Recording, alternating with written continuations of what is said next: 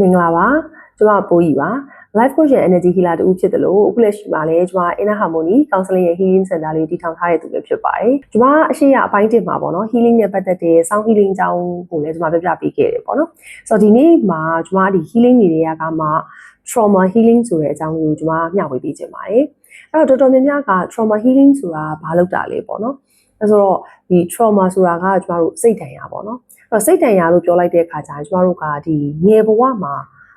ကြီးမားမားပေါ့နော်ရခဲ့တဲ့ case တွေလည်းရှိသလိုကိုချစ်ရတဲ့သူတွေအရွယ်မတိုင်ခင်မှာဆုံးရှုံးသွားတာမျိုးလည်းဖြစ်နိုင်တယ်အကြမ်းဖက်ခံခဲ့ရတာလည်းဖြစ်နိုင်တယ်များသောအားဖြင့်ပေါ့နော်ဒီလိုမျိုးစိတ်ဒဏ်ရာတွေကိုတည်လာရတဲ့လူတစ်ယောက်အနေနဲ့စိတ်ပိုင်းဆိုင်ရာကျန်းမာရေးမှာအများကြီးအနှောက်အယှက်ရှိနေတယ်လို့မျိုးကိုယ့်ရဲ့နေ့စဉ်ဖြတ်သန်းနေတဲ့ဘဝမှာလည်းကိုပြန်လဲတီးဆောက်တဲ့မိသားစုပေါ့နော်ကိုဖန်တီးလိုက်တဲ့မိသားစုမှာလည်းဒီဟာတွေကအများကြီးလွှမ်းမိုးမှုရှိနိုင်တယ်အဲအကြောင်းမို့လို့ကျွန်တော်တို့ဒီ trauma ရှိခဲ့တဲ့သူတွေကို trauma healing လုပ်ပေးတာကသူတို့ရဲ့စိတ်ဒဏ်ရာတွေကိုရောပါသက်သာဖို့အတွက်လှုပ်ဆောင်ပေးရဖြစ်တယ်ပေါ့အဲ့တော့ဒီ trauma healing လုပ်တဲ့အခါမှာကျွန်တော်တို့ကရေရှည်သွားတဲ့အပိုင်းတွေရှိတယ်တယောက်နဲ့တယောက်ထဲမှာရခဲ့တဲ့ဒီစိတ်ပိုင်းဆိုင်ရာဒဏ်ရာဒဏ်ချက်တွေကအတိတ်နဲ့တည်းမတူကြဘူးပေါ့နော်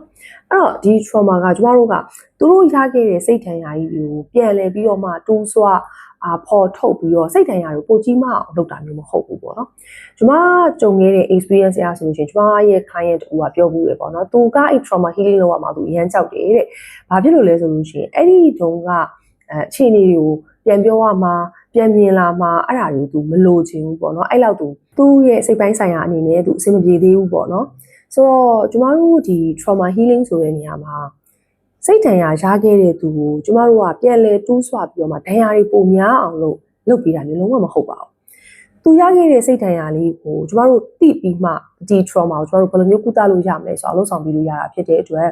အဲ့ဒီအစိတ်ပိုင်းလေးခံခဲ့ရတဲ့သူဖြစ်ခဲ့ရတဲ့အချိန်ကာလအဲ့ဒီ trauma လေးဟာအခုချိန်မှာသူ safety ဖြစ်ပါတယ်သူလုံခြုံပါတယ်ဒီနေရာလေးကိုသူ့ကိုဘယ်လိုမျိုးသက်သာအောင်လုပ်ပေးလို့ရမလဲဆိုတော့တကယ်ကိုလည်းသူ့စီမှာဒီကိုကျင်ထားတဲ့စိတ်စာနာတဲ့စိတ်မေတ္တာတရားလေးနဲ့ကျမတို့ဒီ healing လုပ်ပေးနေတဲ့ healer အနေနဲ့လေဒီအခြေအနေတွေကလုံးဝမတွေးခိုင်းတော့တာမဟုတ်ဘူးဘဝမှာဒီ healing လုပ်ပြီးသွားလို့ဘယ်တော့မှပြန်မပေါ်လာတော့တာလည်းမဟုတ်ဘူးဒါပေမဲ့ပြန်ပေါ်လာတိုင်းမှာအဲ့ဒီစိတ်ဒဏ်ရာကြီးနဲ့ပြင်းပြပေါ့နော်အဲ့ဒီစိတ်ဒဏ်ရာကြီးကနေပြီးတော့မှလုတ်ကင်နေတဲ့အပြုအမူတွေ action တွေသူ့ရဲ့စကားလုံးတွေဒါမျိုးတွေဖြစ်နေတာမျိုးမဟုတ်တော့ဘဲねအဲ့ဒါကိုသူလက်ခံသွားတာအဲ့ဒီအပိုင်းခြားလေးသူ့မှာရှိခဲ့တယ်ဒါပေမဲ့အဲ့ဒီအနာလေးကအခုချိန်မှာတက်တာလာပြီးတော့မှ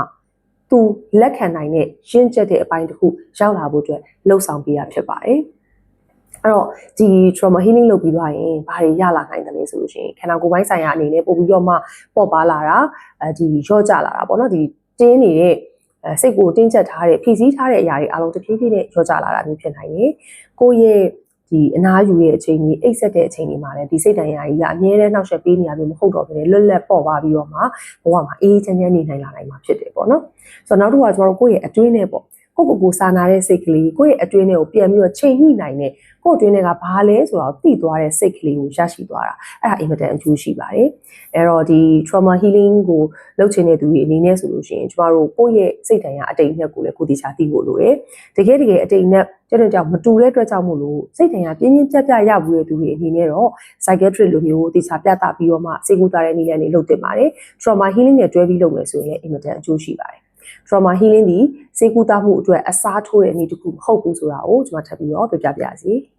ကျွန်မအပိုင်း1မှာ healing နဲ့ပတ်သက်ပြီးတော့ပြပြခဲ့တာက sound healing အကြောင်းဖြစ်ပါတယ်အခုအပိုင်း2မှာတော့ကျွန်မ trauma healing ဆိုတာကိုမျှဝေပေးခဲ့တာဖြစ်ပါတယ်နောက်ထပ်အပိုင်း3မှာ healing နဲ့ပတ်သက်တဲ့တခြားသော healing မျိုးစာတွေကိုလည်းဆက်ပြီးတော့မျှဝေပေးသွားမှာဖြစ်ပါတယ်ကျွန်မဗီဒီယိုလေးကိုဆုံးဖြတ်ကြည့်ပေးလို့ကျေးဇူးအများကြီးတင်ပါတယ်